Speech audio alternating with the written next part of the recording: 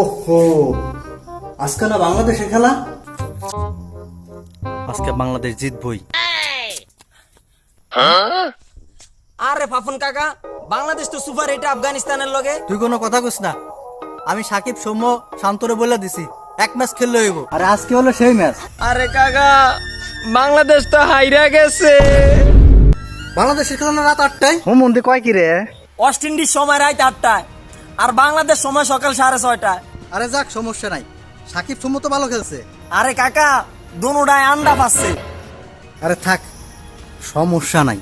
মানুষ তো আমারে নিয়ে আর খারাপ কমেন্ট করে না। না, কমেন্ট করছে বিসিবি চেঞ্জ করে লাইতো। আরে ওদের কথা বাদ দে, ও তো সারা বছর বই কয় জুতাতে তোর বাইরে নেই। এই দেখেন মানুষ সামনে রে কি কয়। ये सब क्या देखना पड़ रहा है।